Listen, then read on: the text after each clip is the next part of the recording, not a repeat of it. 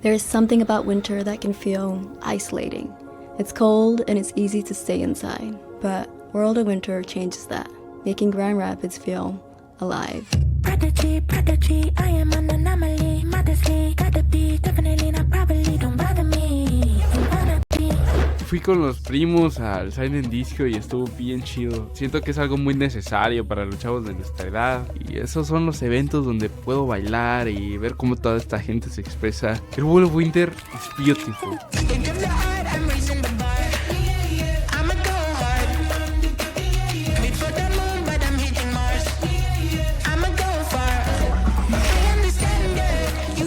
World of Winter just kind of brought a lot of people outside, even when it was like not fun to be out in the cold. Like, you guys really made it festive.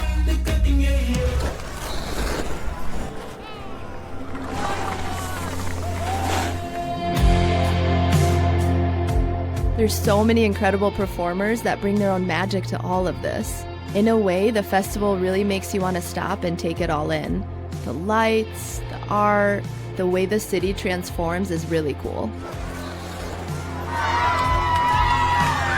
Being able to be there and be present, I think leaving it, I'm like, I got to connect with a lot of dope people. So I think in a way, I feel like how I went into it was not how I got out.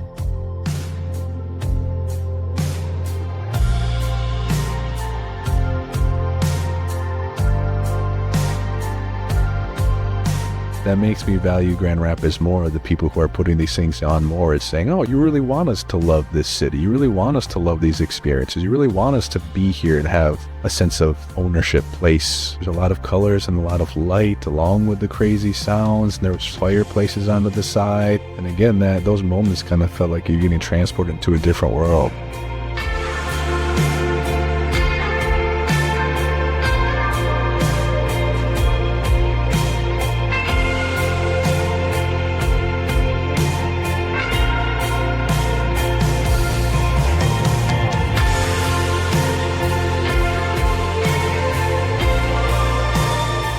Beyond the beauty of this festival, it's the people that bring Grand Rapids to life. I think we're shaping this city together, and this is just the beginning.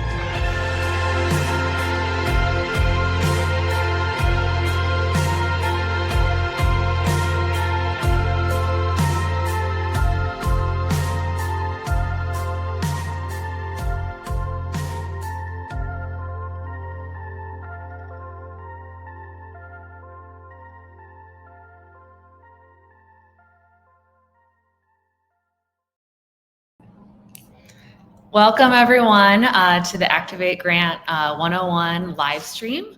Talk about our Activate Grant applications that are now open for World of Winter 2026. So my name's Katie, and today we're gonna go through what an Activate Grant is, what World of Winter is, some kind of tips and tricks for how to write an application and what best practices are. And then I will take you through some examples of past Activate grants that were successful and why those were successful. And then we will go into kind of application requirements, high level. The application can be found on our website, downtowngr.org. It's right on the homepage when you go in. And then at the end, there'll be plenty of time for questions. And throughout this presentation, if something comes up, you can drop it in the chat and we will get to it at the end of the presentation. So as I said, my name is Katie Moore and I am the Activation Manager for DGRI. I have a background in public art. I've been fortunate enough to work in public art for over a decade now. So I spent a lot of time at Art Prize doing their grant programs and public art activations. And then I've been at DGRI for the past 3 years, running the Activate Grant program, working on World of Winter, Return to the River, different public art initiatives. And then I also am the project manager for the Gerald R. Ford International Airport. So I've gotten a lot of great experience working on large scale projects out there as well. So I'm always happy to help. And always happy to give feedback. And I will put my email at the end. I think it's throughout the presentation as well. But happy to meet, happy to get an email, happy to chat on the phone. I find a lot of projects can be more successful and applications can be more successful if I'm able to answer the questions early on or give feedback on ideas, how feasible they are and how they might better fit the festival or downtown. So please use me as a resource, but I'll try and get through as much as I can today from this presentation to hopefully give you a good starting point for applying for an Activate grant. And really this presentation is for anyone who's interested. You don't have to be a professional artist or professional event planner. Activate grants are really intended as a way for you to try out an idea and learn the process and how to be successful at it. Public art and events are so much from experience in doing it and learning. And that's really the only way to get better at it, I've found. So we want this to be a learning experience and we'll help you through the process as much as possible. So Downtown Grand Rapids, Inc., also known as DGRI, is a nonprofit that partners with the city to make downtown a place people want to live. They want to come down to, dine, play in, walk along the river. We are behind events such as Relax at Rosa, Return to the River, of course, World of Winter. We also help keep the downtown clean. Various infrastructure projects right now. We're working on Lion Square, which will open up in the fall and have a brand new plaza, and then this really awesome projection mapping project that will open up as well. So kind of a little bit of everything in the downtown. World of Winter is the largest event we produce. It takes place this year from January 9th to March 1st. We are the largest winter festival in the United States. And last year we saw over 2.3 million visitors, and over half of those were from outside of the region.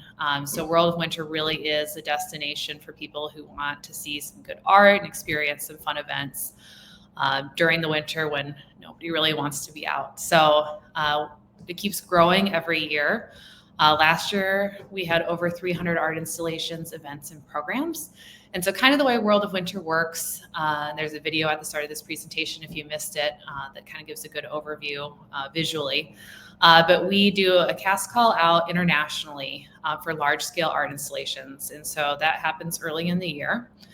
So people apply from all over the world and kind of select these large anchor artworks that are in some of the major public spaces downtown. And then we also commission artworks from local artists and regionally through the Activate grant. And so those are placed all over as well, depending kind of what people are interested in doing on a yearly basis. And then each weekend, we have large events that bring people in to experience the art in downtown in different ways. So this image here is of Silent Disco, which is one of our largest events, which always takes place under and around a piece on Calder Plaza. And then we do Noodle Fest, Winter's a Drag, and many more. So you can always check out the worldofwintergr.org website. If I'm wrong on that, I will fix that in the chat for more information about this year's festival and past festivals as well. So some important dates to note at the top here. Applications are due on July 27th, 2025. But the deadline for questions is July 21st. So make sure you get a hold of me earlier than that. That just helps me give enough time to answer the question. And then if you need to make some major adjustment, that gives you a week to do that rather than kind of rushing at the end, and make sure that I can get back to you in a timely manner. We'll let you know if you got the grant before September 12th, 2025. So in that month, we have a review committee that looks over all the applications and makes recommendations. And we take that time to kind of decide, what the best fit is for this year. I'll get into what this means, but if you do have to go to the Arts Advisory Council for review, that date is October 20th at 3 p.m. And then the festival itself is, of course, January 9th to March 1st. And then the projects, if you have something that's going to be up the entire time, will need to be installed in March, and I'll work with you to find the right date for that. So Activate grants are really temporary public activations that we fund. They have to take place in the downtown. I'll show you a map of that. But as I mentioned, you don't have to be a professional artist or professional event planner. We want people to be able to try new ideas and learn through this program. So the funding is up to $10,000. You can do quite a bit with that, and there's been lots of innovative projects that have happened over the last few years with that funding amount. But it doesn't have to be something that's going to stand the test of time. I'll get more into material later on in the presentation, but you're really looking at something that's going to last 2 months or be maybe one big event or a couple pop-ups. So we run this opportunity twice a year. So if you are interested in doing more of a mural or something maybe a little more summer focused, that call will be at the end of this year for summer of 26. But this particular Activate grant is for the World of Winter Festival. So we expect the art to be up during that time as much as possible. And if you have questions about that, happy to answer more specifically based on the project. But Activate grants can be anything from art, design, events, programming, pop-up performances, site-specific installation. Could be vinyl on windows, different kinds of lighting. Really, sky's the limit. This program is open specifically because we want to encourage people to think outside the box and not feel limited by kind of parameters of a program. The main thing is that everything you do needs to be free and open to the public and in a public space. Some of my examples will get in a little more what that could look like, but really think public space and people can see it 24 hours a day and experience it. And then everything needs to be appropriate for all audiences because we're a publicly funded organization. So that really means no nudity, no religion, and no politics for these specific grants.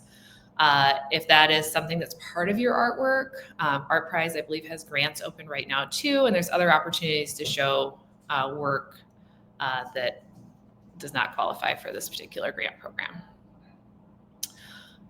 Events. So if you are going to host an event, it needs to meet the requirements of the Office of Special Events if it's on public property. And there is a whole planning and resource guide available on the Office of Special Events website. It's very helpful and just kind of maybe a good tool in general for event planners because it kind of takes you through like everything you might need for an event, talks about the permits and kind of what the regulations are downtown. But also you can rent at very low cost a lot of event materials and structure from the Office of Special Events. And that website kind of shows you what's available. I mean, even a stage. So it's a wonderful resource. I highly recommend checking that out. And we also offer an event management program, which the date is not determined yet for the upcoming one, but keep an eye on our website socials. But that's our event manager, Megan Cacho, can walk you through in high detail what it takes to plan a successful event, and she is a pro. So that's a great resource. With events and Activate grants, I usually recommend, although it's not mandatory, but to be a more favorable application that has some sort of kind of art or creative element to it. And I'll show an example later on of a couple that meet that. But we also, if you don't have that, have a seasonal event and programming grant that's available for events that take place between October and April. And you can find more information about that on our website. So location is super important when you're thinking about your project. A lot of people kind of use it as a starting point if they're thinking about more site-specific works or want to be inspired. This map shows our district. So the artwork for this particular grant program has to take place within this district. And I am always happy to help. I think for World of Winter, I kind of think about it more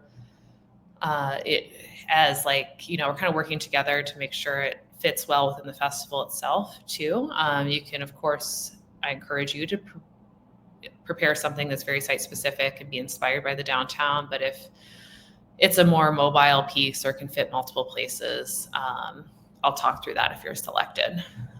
So really, you just need the permission from the property owner if it's on private property. If it's on public property, there is a process we go through with the city's art advisory committee, and I will help you with that if that's something we need to do. But basically, it's a committee that meets to make sure the work is, of course, appropriate for all audiences, doesn't violate any ordinances, and is safe for everyone. So if you do get a grant, I'll help prepare for that with you. But it's a great experience to have because any public artwork in downtown has to go through this process. So if you want to do something in the future, you'll know how to do it. And then use the Kent County GIS as a resource if you're trying to figure out who owns the property or, if it's public versus private. It's a great way to, get in contact with someone, or if you want to put something on a building, figure out who owns it. Historic buildings and MDOT and a few others have their own regulations and permitting system.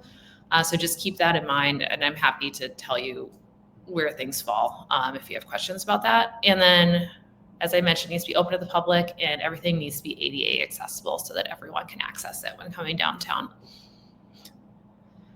There also is a list of potential suggestions for locations in the actual application packet, but you don't need to feel limited by that, but it might be a good source of information. I always just encourage people to come downtown and walk around and experience things and see different alleys or nooks or crannies that could benefit from some artwork or an activation. So materials are specifically important with World of Winter because the weather, as we know, in West Michigan can be very interesting during that time period. I mean, we can always expect snow and ice.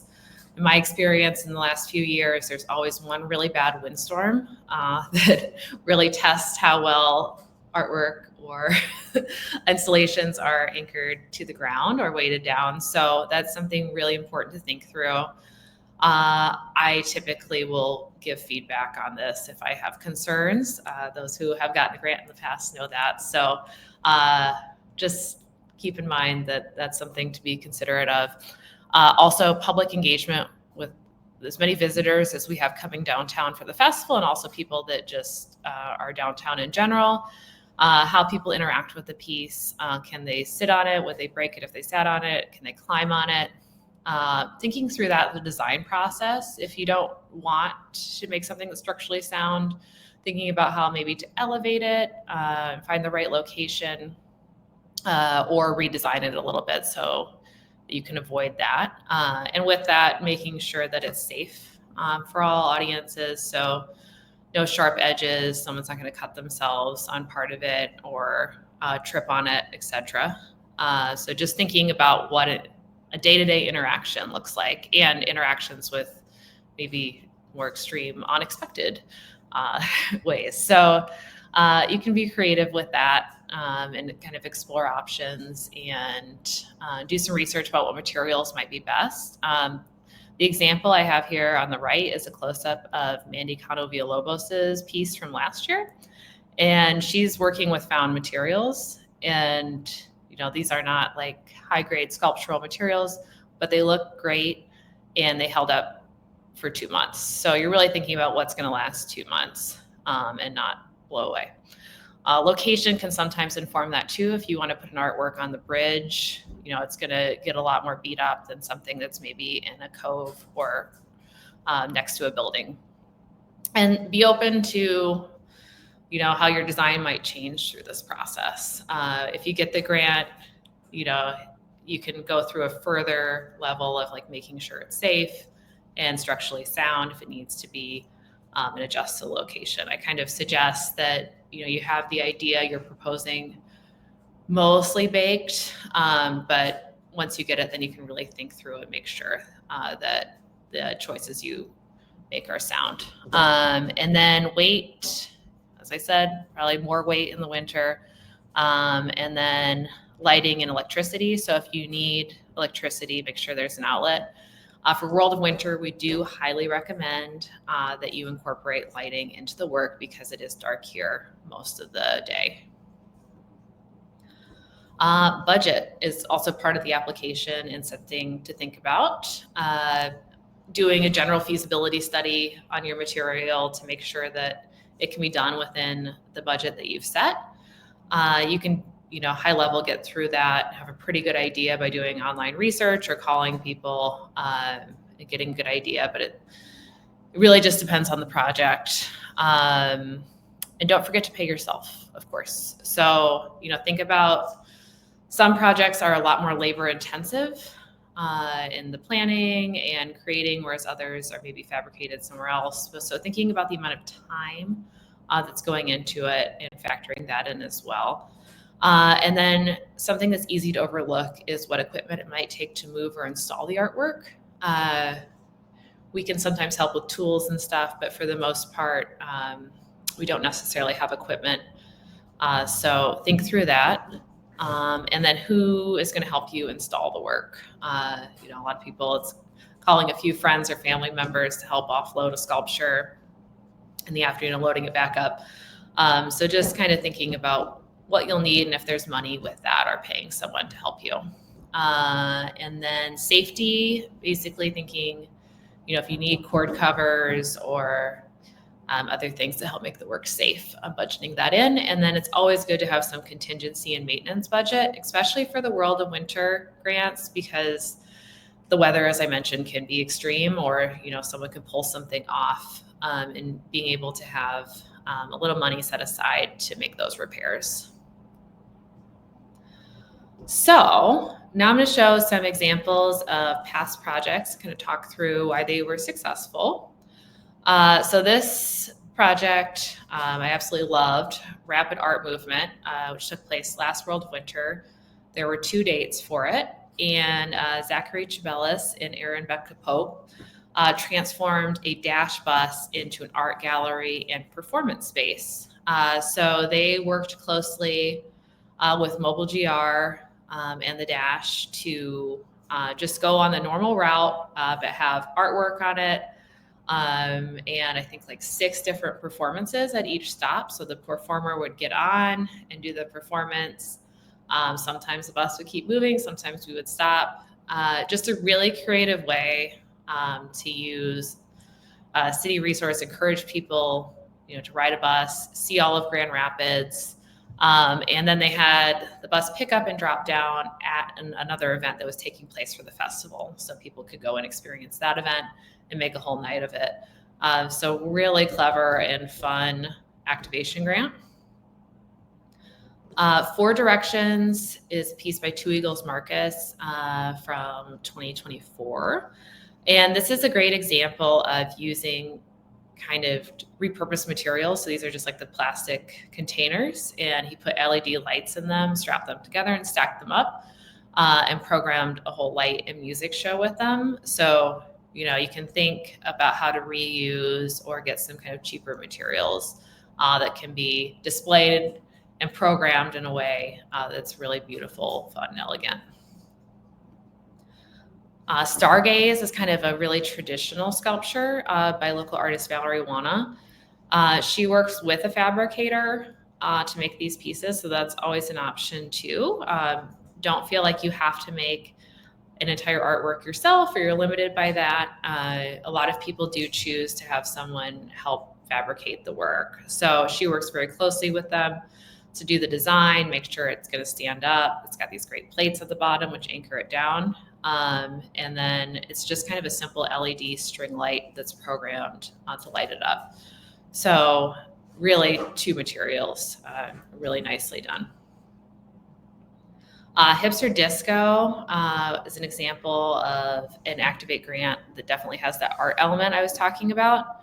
So they transformed this alley, which is kind of between the apartment lounge and the Children's Museum, into a dance party with disco lights. And they used the location because the existing artwork and mural by Alan Campo were already in there. And so then when they strung all the lighting and the disco balls, it created this whole environment. So they really cleverly worked off of the existing infrastructure and artwork to create a whole new experience. And it wasn't even too cold. It was cold, but the alley, they were clever about it. So you can always think about location that way. As there are some that are a little covered downtown. Arctic Friends by Kira Bolt is a great example of how you can still do it, maybe an artwork that's two-dimensional or 3D that has to be inside in an empty storefront. Or Mobile GR has the parking garages downtown, have these glass, areas as well that I've always thought would be really cool for vinyl installation to go up and down the staircases in like a parking garage. And there are some like enclosed areas as well. We do also have a window program for existing businesses, but you can use an Activate grant for an empty storefront. And so, but something to keep in mind with that is lighting. Kara was really careful about lighting this up and making sure that it looked good day and night, so people could experience it. Starlight is another Valerie Luana sculpture from a few years ago, and it's actually being resited in the new Lion Square, but this is the old Lion Square. And this is just a great example of, being intentional about your siting. And it's a pretty simplistic structure, but the way the light cast out in that area was just really beautiful and had the river behind it. So simple, but visually impactful. Muse Art Pod is another clever way to kind of get the indoor-outdoor.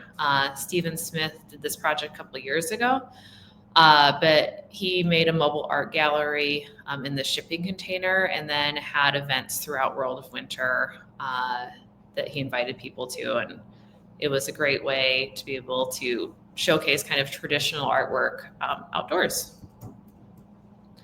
Icicle Lanterns by Craig Merchant is a really good example of an artist using reclaimed materials. So Craig had kept running into people kind of messing with his artwork. He's done a few Activate grants and was like, I want to think of a way so people can't touch the artwork.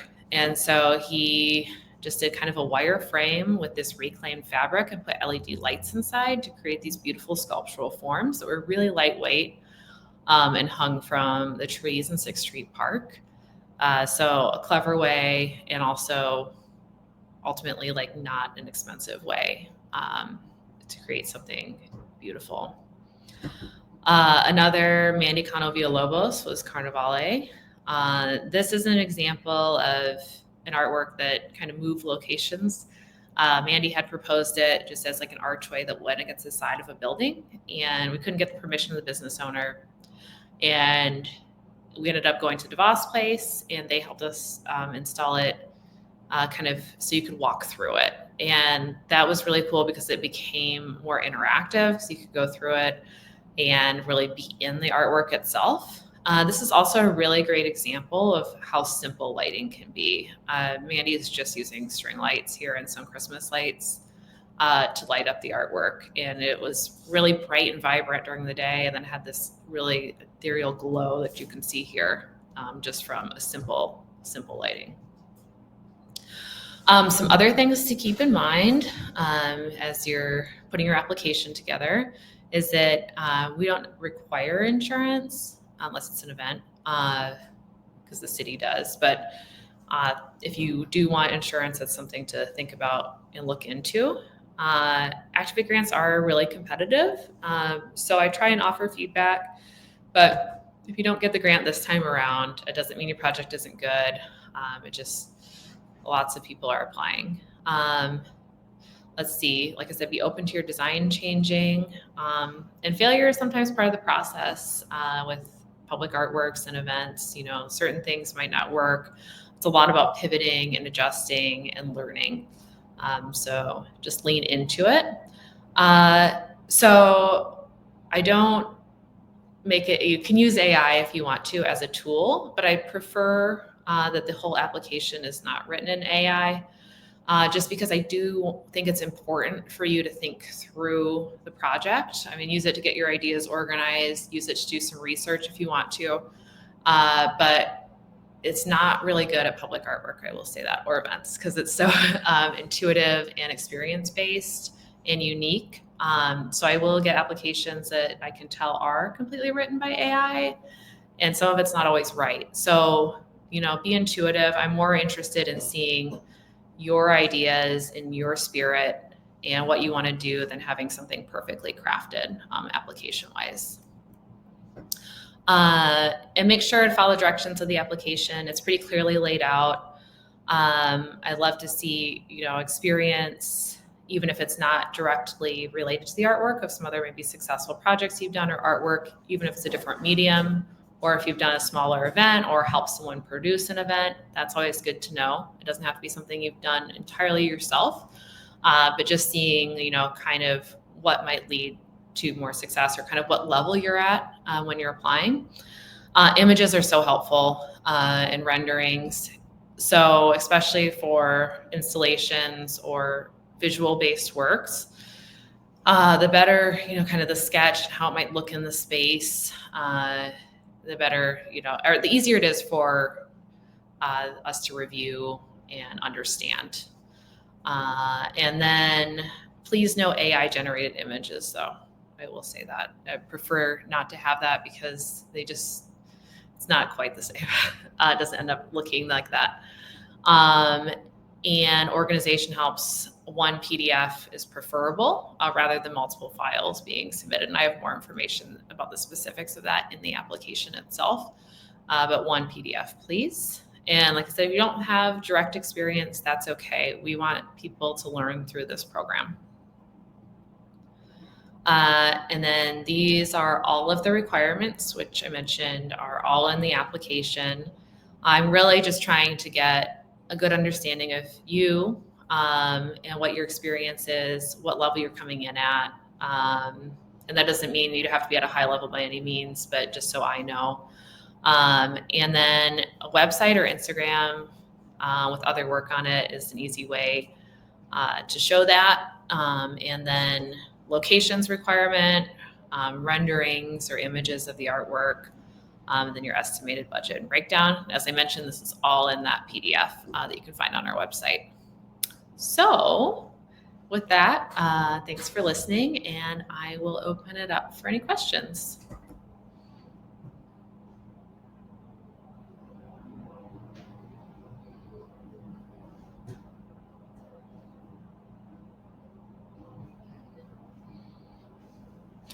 All right, I'm a photographer. Do you have any ideas how I can participate if I don't do murals or sculptures? Great question. So in the past, we've had photographers that have blown up their images huge on vinyl and had them installed on windows, which has been really impactful. There was a large installation that was on the side of the Graham, especially when photos are blowing up.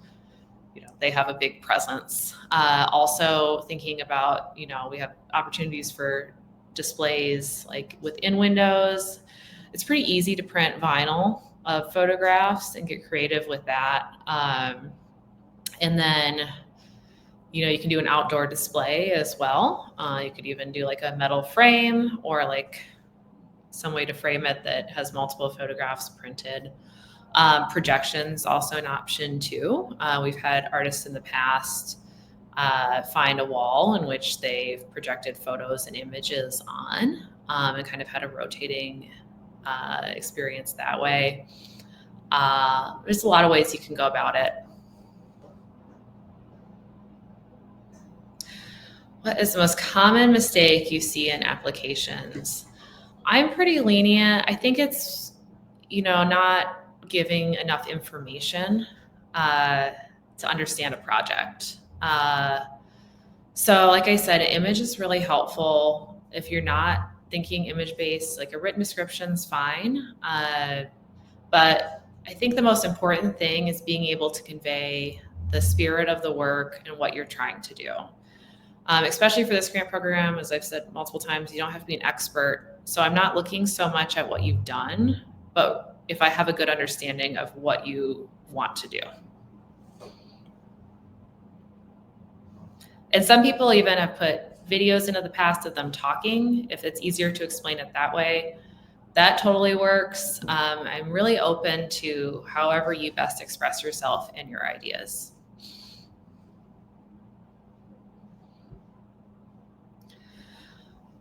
What are some things you look for in the application? I said images. I think images is one of the best things you can do. I am trying to think through how to do some educational programming in the future about how to render, like some of these programs that allow you to render these works and show them within the space and how they fit in. There are programs out there that do that you can get for free. I'm not an expert in that. That is something I definitely want to be able to offer as a resource in the future, because I think it is very important. But really following the directions, I love. Having everything laid out concisely is really helpful. The review committee has a lot of applications to get through. So being able to lay out the information in a way that's digestible, clear, concise, and understandable is a wonderful way to have a good application. Any more questions?